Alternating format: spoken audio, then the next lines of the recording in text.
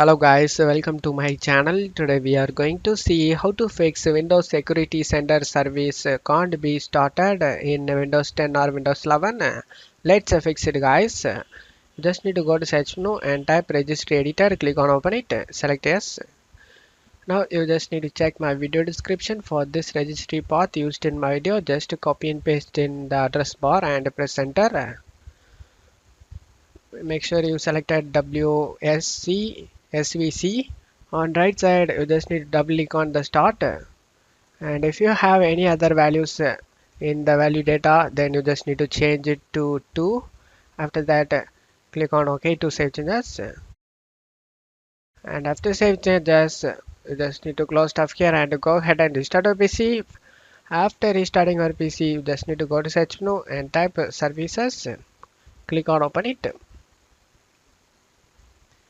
You just need to search for security center service. Just double click on it.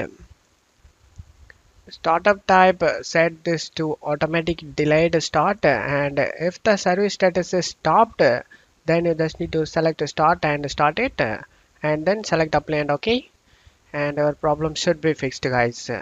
And that's it for today's video guys. Give me a like and subscribe. Thank you.